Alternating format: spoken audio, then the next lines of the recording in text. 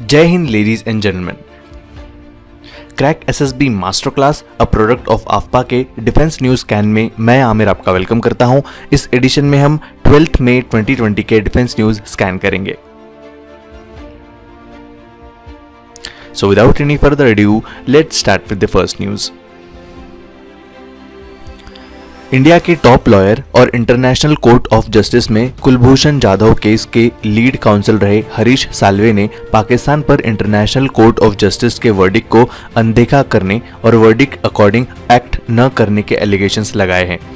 हरीश साल्वे ने कहा कि एक्स इंडियन नेवी ऑफिसर को ह्यूमैनिटेरियन ग्राउंड्स पर फ्री करने सेवरल ओवरचर्स को पाकिस्तान की तरफ से अनदेखा कर दिया गया है।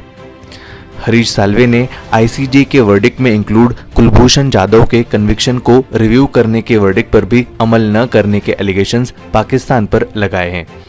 पाकिस्तान ने इन एलिगेशंस को बेसलेस और इनएक्यूरेट डिस्क्राइब किया और जवाब में कहा कि पाकिस्तान केस को आगे बढ़ाने की प्रोसीजर कर रहा है और कुलभूषण जाधव को इंडियन काउंसिलर का एक्सेस भी ग्रांट कर दिया गया है।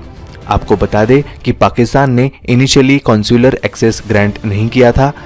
इंडिया के आईसीजी में अप्रोच के बाद ये स्टेप पाकिस्तान ने उठाया क्योंकि ऐसा न करना वियना कन्वेंशन का वायोलेशन होता है। इस न्यूज़ के बैकग्राउंड में जाकर स्कैन करें तो अकॉर्डिंग टू पाकिस्तान कुलभूषण जाधव को एज हुसैन मुबारक पटेल गिरफ्तार किया गया, अरेस्ट किया गया था। इन पर आरोप थे कि ये बलूचिस्तान में सेपरेटिस्ट मूवमेंट रन कर रहे थे, टेररिज्म को सपोर्ट कर रहे थे और पाकिस्तान अगेंस्ट स्पाइंग कर रहे थे। इंडियन फॉरेन मिनिस्ट्री के according Kulbhushan Jadhav Indian navy से रिटायर्ड हो चुके हैं और ईरान के चाबहार पोर्ट पर कार्गो बिजनेस रन कर रहे थे, जहां से इस साजिश में इंक्लूड करने इन्हें किडनैप किया गया था। लेकिन पाकिस्तान का मानना है कि कुलभूषण जाधव इंडियन नेवी में अभी भी सर्व कर रहे हैं और वो रॉ के एजेंट है। इसी न्यूज़ को एंड करने से पहले एक क्वेश्चन मैं आपसे पूछना चाहता हूं, क्या आप कश्मीर सिंह और रविंद्र कौशिक के बारे में जानते हैं? अगर हाँ तो बहुत अच्छी बात है, लेकिन अगर ना तो आप सर्च करके इनके बारे में शॉर्ट लाइंस में कमेंट बॉक्स में लिखिए। नेक्स्ट न्यूज़ पर बढ़ने से पहले मैं आपको आफ्पा टेलीग्राम चैनल से अवेयर कराता हूं। इस चैनल पर आफ्पा एसेसर्स डेली डोज और ट्रिक्स देते हैं एसएसबी रिगार्डिंग। अगर आपको कोई भी क्वेरी है, कोई क्वेश्चन है तो आप इस ग्रुप का हिस्सा बन सकते हैं और एक्स एसएसबी एसेसर से गाइडेंस ले सकते हैं। इस ग्रुप का नाम है आफ्पा क्रैक एसएसबी मास्टर क्लास, जिसकी लिंक मैंने डिस्क्रिप्शन में प्रोवाइड कर दी है, जिस पर क्लिक करके आप इस ग्रुप का हिस्सा बन सकते हैं। अब चलते हैं नेक्स्ट न्यूज पर। 10 जनवरी 2019 then army chief Bipin Rawat ने इंटरनल डेवलपमेंट और रिस्ट्रक्चरिंग के लिए बताया कि आर्मी को और प्रोडक्टिव और क्विक रिस्पॉन्सिव बनाने के लिए इंटीग्रेटेड बैटल ग्रुप्स बनाए जाएंगे। ताज़ा अपडेट है कि आर्मी चीफ मनोज नारावने ने बताया कि कोविड-19 के चलते आईबीजी ग्रुप डिले हो सकता है। उन्होंने कहा कि आईबीजी से रिलेटेड सभी टेस्ट पूरे कर दिए गए हैं, जिससे इसे इंडियन आर्मी में एस्टेब्लिश किया जाएगा। चलिए ब्रीफली स्कैन करते हैं आईबीजी ग्रुप क्या है। आईबीजी को समझने पहले इंडियन आर्मी की अनऑफिशियल थ्योरी कोल्ड स्टार्ट को समझना ज़रूरी है। जिस तरह से ठंडी में बिना गर्म किए गाड़ी स्टार्ट की जाती है, उसी तरह से बिना किसी वार्म अप के कुछ ही समय में आर्मी को वॉर के लिए रेडी किया जाए, ये इस थ्योरी की समरी है। और क्लियरली समझने हमें इस ग्रुप के नाम को स्कैन करना होगा।